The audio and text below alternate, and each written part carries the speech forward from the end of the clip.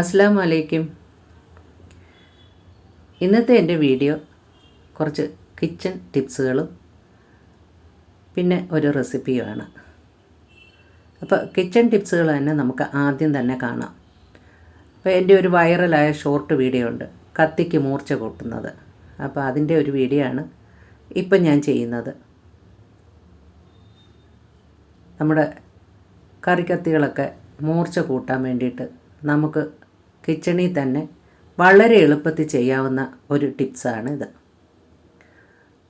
നമ്മൾ ചായക്കപ്പുണ്ടല്ലോ, സെറാമിക് ചായക്കപ്പ്, അപ്പോൾ അതെടുത്തിട്ട് അതിലേക്ക് ഒരല്പം ഉപ്പ് വിതറുക.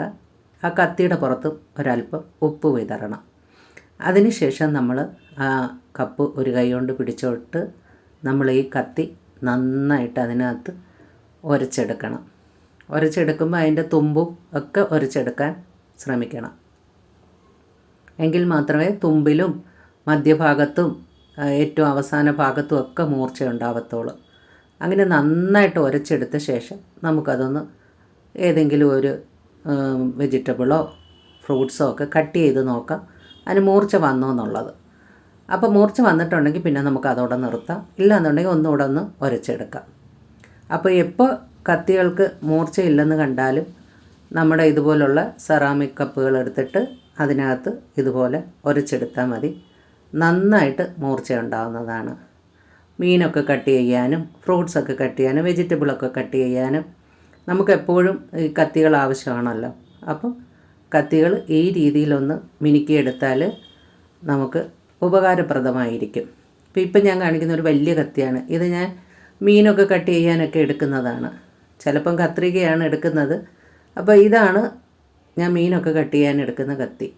അപ്പോൾ അതും ചില സമയത്ത് കപ്പയൊക്കെ അരിയാനൊക്കെ എടുക്കും. അപ്പം മൂർച്ചയില്ലെങ്കിൽ ഞാൻ ഈ രീതിയിലാണ് കത്തി മൂർച്ച കൂട്ടി എടുക്കുന്നത്.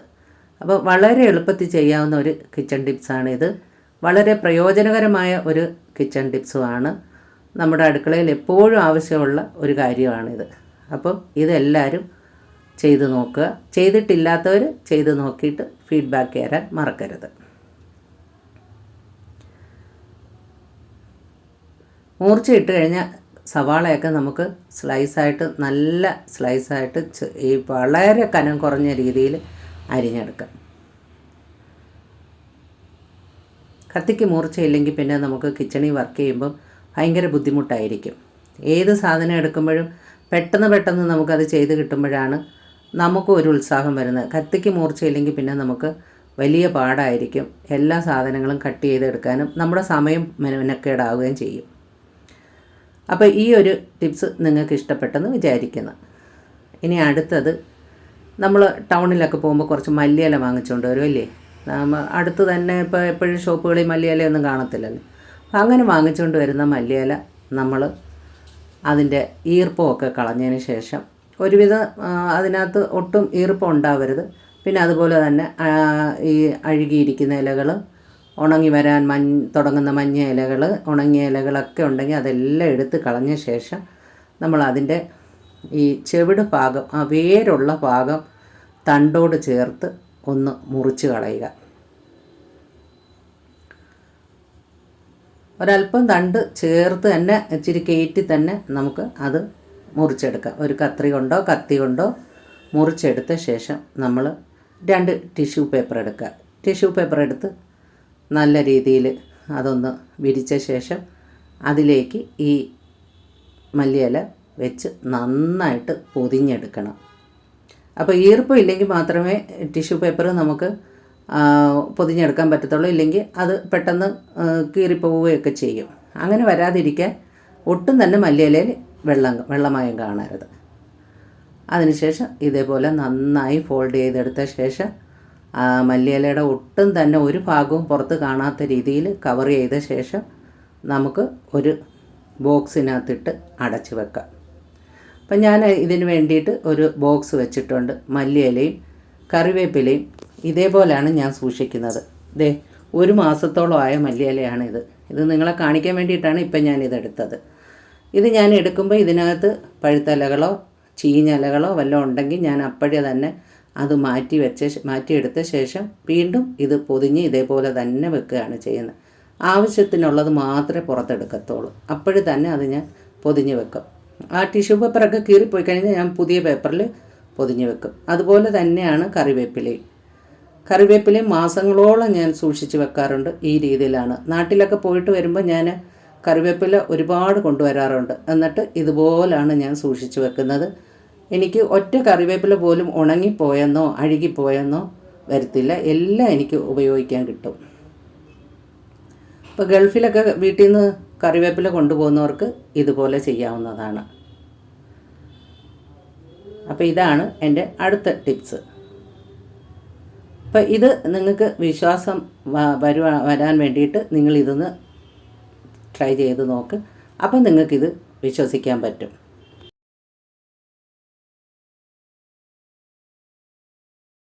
പിന്നെ നമ്മൾ ചെയ്യുന്നത് സവാള 2 കിലോ 3 കിലോ ഒക്കെ നമ്മൾ ഒരുമിച്ചാണല്ലോ വാങ്ങിക്കുന്നത്. അപ്പോൾ നമ്മൾ അതും ചീഞ്ഞു പോകാതെയും കണ്ണെരിയാതെയൊക്കെ ഇരിക്കാൻ വേണ്ടിയിട്ട് നമ്മൾ ചെയ്യുന്നത് എന്താണെന്ന് വെച്ചാൽ ഈ കവറിൽ തന്നെ ഇട്ട്, ഈ കൊണ്ടുവരുന്ന കവറിൽ തന്നെ ഇട്ട് കെട്ടി ഫ്രിഡ്ജിൻ്റെ അടിയിലത്തെ തട്ടി ഈ പച്ചക്കറികൾ സൂക്ഷിക്കുന്ന ടിന്നിലിട്ട് വെക്കുകയാണ് ചെയ്യുന്നത്. അങ്ങനെയാണ് ഞാൻ സവാള സൂക്ഷിക്കുന്നത്. എടുക്കുമ്പോൾ നമുക്ക് ഇത് അരിയുമ്പോൾ കണ്ണെരിയുമെന്ന് പേടിക്കുകയേ വേണ്ട. അങ്ങനെ സവാളയുടെ തണുപ്പ് കൊണ്ട് നമുക്ക് കണ്ണെരിയത്തില്ല. അതുപോലെ തന്നെ ഇതുപോലുള്ള ബോക്സുകൾ, വലിയ ബോക്സുകൾ ഞാൻ വാങ്ങി വെച്ചിട്ടുണ്ട്. പച്ചക്കറികളെല്ലാം സൂക്ഷിക്കുന്നത് ഈ ബോക്സുകളിലാണ്. ഫ്രൂട്ട്സ് ആണെങ്കിലും ഞാൻ ഇതേപോലുള്ള ബോക്സുകളിലിട്ട് അടച്ച് ഫ്രിഡ്ജിനകത്ത് വെക്കും. അതും മാസങ്ങളോളം എനിക്ക് കേടുകൂടാതെയും അതിൻ്റെ ആ ഫ്രഷ്നെസ് നഷ്ടപ്പെടാതെയും കിട്ടും. ഈ നമ്മൾ എടുത്തിട്ട് പകുതിയൊക്കെ കണ്ടിച്ച് വെക്കുന്ന, അതാണ് ഈ പകുതി ഞാൻ കാണിക്കുന്നത്. പകുതിയൊക്കെ കണ്ടിച്ചിട്ടാണെങ്കിലും നമ്മൾ ഫ്രിഡ്ജിന് പുറത്ത് വെച്ചാൽ അത് പെട്ടെന്ന് അത് പന്നലായിപ്പോവും. അതേ സമയത്ത് നമ്മൾ ഇങ്ങനെ ബോക്സിലിട്ട് അടച്ച് വെച്ചാൽ നമുക്ക് 1-2 ബോക്സ് മതി നമ്മുടെ ഫ്രിഡ്ജിനകത്ത് വെക്കാൻ. അടച്ചു വെച്ചാൽ ഇതും മാസങ്ങളോളം നമുക്ക് കേടുകൂടാതെ ഇരിക്കും. നമ്മൾ തൊട്ടടുത്ത് പച്ചക്കറി കടകളൊക്കെ ഉണ്ടെങ്കിൽ പോലും നമ്മളിപ്പോൾ ഒരു സാധനം 2 സാധനം അല്ലല്ലോ പോയി വാങ്ങിക്കുന്നത്. നമ്മൾ യഥേഷ്ടം വാങ്ങിക്കൊണ്ട് വരും. എന്നിട്ട് അത് നമുക്ക് ഈ രീതിയിലൊക്കെ സൂക്ഷിച്ച് വെക്കാവുന്നതാണ്. എപ്പോഴും പോയി പച്ചക്കറികൾ വാങ്ങിക്കേണ്ട അല്ലെങ്കിൽ ഫ്രൂട്ട്സ് വാങ്ങിക്കേണ്ട കാര്യമില്ല. അപ്പോൾ ഇതാണ് അടുത്ത ടിപ്സ്. അപ്പോൾ ഇത് നിങ്ങൾക്ക് പ്രയോജനപ്പെടുമെന്ന് വിചാരിക്കുന്നു. അറിയാൻ വയ്യാത്തവർക്ക് വേണ്ടിയാണ് ഞാൻ ഈ വീഡിയോ ചെയ്യുന്നത്. അപ്പോൾ എൻ്റെ ഈ വീഡിയോ കാണുന്നവർക്കെല്ലാം ഈ വീഡിയോ പ്രയോജനപ്പെട്ട ഫീഡ്ബാക്ക് തരാൻ മറക്കരുത്. അതുപോലെ പച്ചമുളക് കൊണ്ടുവരുമ്പോൾ നമ്മൾ അതിൻ്റെ തണ്ട് അപ്പോഴേ കട്ട് ചെയ്ത് കളഞ്ഞിട്ട് അത് ഓടിക്കുമ്പോൾ തന്നെ അതങ്ങ് ഇതായിപ്പോവും. അപ്പോൾ എന്നിട്ട് നമ്മൾ അതൊരു ബോക്സിലിട്ട് ഇതേപോലെ നമ്മൾ അടച്ച് ഫ്രിഡ്ജിൽ സൂക്ഷിച്ചാൽ അതും ഏറെ മാസങ്ങളോളം ഇരിക്കും. അപ്പോൾ ഇതെല്ലാം എനിക്കൊരു 3-4 മാസം ഒരു കേടും കൂടാതെ ഇരിക്കുന്ന സാധനങ്ങളാണ്. അതുകൊണ്ടാണ് ഇത്ര ഉറപ്പ് ഞാൻ പറയുന്നതും ഇത്ര ഉറപ്പോടെ നിങ്ങളെ കാണിക്കുന്നത്. എൻ്റെ വീട്ടിലുള്ളവർക്കും എൻ്റെ പരിചയക്കാർക്കൊക്കെ ഞാനിത് പറഞ്ഞു കൊടുക്കാറുണ്ട്. അപ്പോൾ അങ്ങനെയാണ് ഞാൻ വിചാരിച്ചത് ഇതൊരു വീഡിയോ ചെയ്യാമെന്ന്. അങ്ങനെയാണ് ഞാൻ ഈ വീഡിയോ ചെയ്തത്. അപ്പോൾ ഈ വീഡിയോ നിങ്ങൾക്ക് ഇഷ്ടപ്പെട്ട ലൈക്ക് ചെയ്യണം, ഷെയർ ചെയ്യണം. ആദ്യമായിട്ട് കാണുന്നവരാണെങ്കിൽ ഒന്ന് സബ്സ്ക്രൈബും കൂടെ ചെയ്യണേ. ഇനി ഞാൻ കാണിക്കുന്നത് സ്പ്രിംഗ് ഓണിയൻ കൊണ്ടൊരു തോരനാണ്. അപ്പോൾ സ്പ്രിംഗ് ഓണിയൻ കൊണ്ടങ്ങനെ ആരും തോരൻ ഉണ്ടാക്കാറില്ല. പിന്നെ ഇത് ഈ സ്പ്രിംഗ് ഓണിയൻ പൂത്തതും പൂക്കാത്തതും ഒക്കെ നമുക്ക് കിട്ടാറുണ്ട്. പൂത്തതൊക്കെ വെച്ച് നമ്മൾ തോരനൊക്കെ ഉണ്ടാക്കിയിട്ടുണ്ട്. ഇത് പൂക്കാത്ത ലീഫുകളാണ്. അപ്പോൾ ഈ ലീഫ് കൊണ്ടാണ് നമ്മളിന്ന് തോരൻ ഉണ്ടാക്കുന്നത്. അപ്പോൾ ആദ്യം തന്നെ അതൊന്ന് വൃത്തിയാക്കി എടുക്കണം. അപ്പോൾ ഇത് ചെവിടോടെ ഉള്ള ലീഫുകളാണ്. അപ്പോൾ അത് നമ്മൾ നന്നായിട്ട് അതിൻ്റെ മണ്ണൊക്കെ കളയാനായിട്ട് കട്ട് ചെയ്തിട്ട് പിന്നെ നമ്മളിത് നന്നായിട്ട് വെള്ളത്തിൽ കുറേ നേരം കഴുകിയെങ്കിൽ മാത്രമേ ഇതിൻ്റെ മണ്ണ് പോകത്തുള്ളൂ. അപ്പോൾ ഈ മുറിച്ചെടുക്കുന്നത് നമ്മൾ കളയത്തില്ല, അതും നമ്മൾ വൃത്തിയാക്കി എടുക്കും. അതിൻ്റെ വേര് മാത്രമേ നമ്മൾ കളയത്തുള്ളൂ. അപ്പോൾ ഇതെല്ലാം നമ്മൾ കട്ട് ചെയ്തെടുത്ത ശേഷം നമ്മൾ അതിനകത്ത് ആ ഉണങ്ങിയ അതിൻ്റെ തുമ്പ് ഭാഗമെല്ലാം വെട്ടിക്കളഞ്ഞ് അതിൻ്റെ ഒരുമാതിരി ഉണങ്ങി വരുന്ന ലീഫുകളുണ്ട്, അതൊക്കെ നമ്മൾ കട്ട് ചെയ്ത് കളയും. ഇല്ലെങ്കിൽ അതൊക്കെ ഒരുമാതിരി നമ്മൾ തോരൻ വെക്കുമ്പോൾ ഒരുമാതിരി ചവയ്ക്കുമ്പോൾ ഒരുമാതിരി കച്ചി ചവയ്ക്കുന്ന കണക്കൊക്കെ തോന്നും. അതുകൊണ്ട് നമുക്ക് അതെല്ലാം കട്ട് ചെയ്ത് കളഞ്ഞിട്ട് നമുക്കിത് തോരൻ വെക്കാൻ അരിഞ്ഞെടുക്കാം. അപ്പോൾ ആദ്യം തന്നെ ഇത് നമുക്ക് നന്നായിട്ടൊന്ന് വൃത്തിയാക്കി ഇതൊന്ന് എടുക്കാം. അപ്പോൾ ഞാനിത് കുറേ വെള്ളത്തിൽ കഴുകിയതിന് ശേഷമാണ് ഇതിൻ്റെ മണ്ണൊക്കെ പോയി നല്ല വൃത്തിയായി കിട്ടിയത്. സ്പ്രിംഗ് ഒണിയൻ്റെ സമയമാകുമ്പോൾ ഇവിടെ ധാരാളമായിട്ട് ഇത് കിട്ടാറുണ്ട്. അപ്പോൾ ഇങ്ങനെ വാങ്ങിച്ച് നമ്മൾ ഇങ്ങനെ തോരനൊക്കെ വെച്ചെടുക്കും, മെഴുക്കുവരട്ടിയൊക്കെ വെച്ചെടുക്കാറുണ്ട്. അപ്പോൾ ഇന്നത്തെ എൻ്റെ ഈ വിഭവം തോരനാണ്. അപ്പം നമ്മൾ ആ കട്ട് ചെയ്തെടുത്ത് അതിൻ്റെ ചെവിട് ഭാഗമൊക്കെ വീണ്ടും അത് വൃത്തിയാക്കി എടുത്തിട്ടുണ്ട്. ഇനി ഇത് നന്നായിട്ട് കഴുകിയെടുക്കാം. എന്നിട്ട് ഇതെല്ലാം ഒരേ ലെവലിൽ തന്നെ നന്നായിട്ട് കട്ട് ചെയ്തെടുക്കാം. നല്ല ടേസ്റ്റുള്ളൊരു തോരനാണ് ഈ സ്പ്രിംഗ് ഒണിയൻ്റെ. നമ്മൾ ഈ ചൈനീസ് ഡിഷുകളൊക്കെ ചേർക്കുമ്പോൾ മാത്രമല്ലേ സ്പ്രിംഗ് ഒണിയൻ എടുക്കാറുള്ളൂ. അപ്പോൾ ഇത് അല്ലാതെ നമുക്കിങ്ങനെ തോരൻ വെക്കാനും സ്പ്രിംഗ് ഒണിയൻ നല്ലതാണ്. ഇത് നമുക്ക് ഹെൽത്തിയുമാണ്. നമുക്ക് ഒരുപാട് ഗുണം ചെയ്യുന്ന ഒരു തോരനാണ് സ്പ്രിംഗ് ഒണിയൻ കൊണ്ട് ഉണ്ടാക്കുന്നത്. അപ്പോൾ ഇതിൽ നമ്മൾ ഉള്ളിയോ സവാളയോ ഒന്നും ചേർക്കേണ്ട കാര്യമില്ല. കാരണം ഇതിന് നല്ല എരിവും നല്ല ഒരു സവാളയുടെയും ഉള്ളിയുടെയൊക്കെ തന്നെ ഒരു ടേസ്റ്റും ഒക്കെയാണ്. അതുകൊണ്ട് ഇതിനകത്ത് നമ്മൾ വേറെ ഉള്ളികളോ സവാളയോ ഒന്നും ചേർക്കേണ്ട കാര്യമില്ല. അപ്പോൾ ഇത് ഞാൻ കയ്യിലൊക്കെ ഉറയിട്ട ശേഷം നന്നായിട്ട് കട്ട് ചെയ്തെടുക്കുകയാണ് ചെയ്യുന്നത്. അങ്ങനെ എല്ലാതും ഇതുപോലെ കട്ട് ചെയ്തെടുത്തിട്ടുണ്ട്. അതിൻ്റെ അഗ്രഭാഗവും എല്ലാം ഞാൻ കട്ട് ചെയ്തെടുത്തിട്ടുണ്ട്. ഇനി നമുക്ക് ഒരു ചീനിച്ചട്ടി അടുപ്പിൽ വെച്ച് ഒന്ന് കടുക് വറുക്കാം.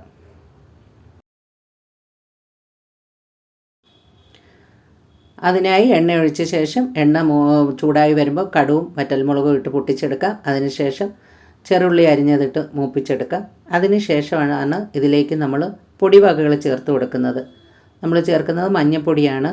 മഞ്ഞൾപ്പൊടി ഒരുവിധം അതിൻ്റെ പച്ച മണം മാറുന്ന വരെ ഒന്ന് വഴറ്റിയെടുക്കുക. അതിന് ശേഷം നമ്മളിതിലേക്ക് നമ്മൾ അരിഞ്ഞു വെച്ചിരിക്കുന്ന സ്പ്രിംഗ് ഒണിയൻ്റെ ലീഫ് കട്ട് ചെയ്ത് വെച്ചിരിക്കുന്നത് ഇട്ട് കൊടുക്കുക.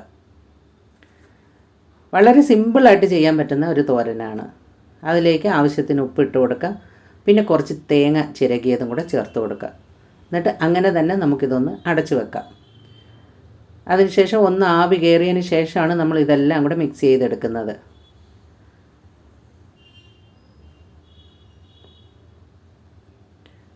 അങ്ങനെ എല്ലാം കൂടെ മിക്സ് ചെയ്ത് ഒന്നുകൂടെ ഒന്ന് തത്തിപ്പൊത്തി വെച്ച ശേഷം വീണ്ടും ഒന്ന് ആവി കയറ്റിയ ശേഷം നമുക്ക് ഈ തോരൻ അടുപ്പിൽ നിന്ന് വാങ്ങാം. അങ്ങനെ സ്വാദിഷ്ടമായ നമ്മുടെ സ്പ്രിംഗ് ഒണിയൻ ലീഫ് തോരനും ഇവിടെ റെഡി ആയിട്ടുണ്ട്. അപ്പോൾ ഈ വീഡിയോ നിങ്ങൾക്ക് ഇഷ്ടപ്പെട്ടാൽ ലൈക്ക് ചെയ്യണം, ഷെയർ ചെയ്യണം. ആദ്യമായിട്ട് കാണുന്നവരാണെങ്കിൽ ഒന്ന് സബ്സ്ക്രൈബും കൂടെ ചെയ്യണേ. തൊട്ടടുത്തുള്ള ബെൽ ബട്ടനും കൂടെ അമർത്തിയാൽ ഞാനിടുന്ന വീഡിയോയുടെ നോട്ടിഫിക്കേഷനൊക്കെ നിങ്ങൾക്ക് കിട്ടുന്നതാണ്. ഈ ബെൽ ബട്ടൺ അമർത്താത്തത് കൊണ്ടാണ് ഞാനിടുന്ന വീഡിയോയുടെ നോട്ടിഫിക്കേഷൻ പലർക്കും കിട്ടാതെ പോകുന്നത്. അപ്പോൾ നിങ്ങൾ വീഡിയോ കാണുന്നവർ ആ ബെൽ ബട്ടൺ ഒന്ന് അമർത്തിയേക്കണേ. അപ്പം ഞാനിടുന്ന വീഡിയോകളെല്ലാം നിങ്ങൾക്ക് അപ്പോഴപ്പോഴും കിട്ടുന്നതാണ്. അപ്പം നിങ്ങൾക്ക് ഏറെ പ്രയോജനമായ ഒരു വീഡിയോ ആണിത്. നിങ്ങളുടെ മറ്റുള്ളവർക്കായിട്ട് ഷെയർ ചെയ്ത് കൊടുക്കാൻ മറക്കരുത്. ഈ തോരനിൽ നമ്മൾ ഒട്ടും തന്നെ എരിവുകളൊന്നും തന്നെ ചേർക്കുന്നില്ല. ഇത് കട്ട് ചെയ്യുമ്പോൾ തന്നെ നമ്മുടെ കണ്ണ് നിറയും. അതുപോലെ തന്നെ ഇത് എരിവുള്ളൊരു ലീഫാണ്. അതുകൊണ്ടാണ് നമ്മൾ ഇതിനകത്ത് പച്ചമുളക് പോലും ചേർക്കാഞ്ഞത്. അപ്പോൾ ഇതിനകത്ത് നമ്മൾ എരിവുള്ള ഒരു മുളക് പൊടിയോ പച്ചമുളകോ ഒന്നും ചേർക്കാതെയാണ് ഈ തോരൻ നമ്മൾ ഉണ്ടാക്കേണ്ടത്. അപ്പോൾ ഇനി ഒരു വീഡിയോ ആയിട്ട് കാണുന്നവരെ ബൈ.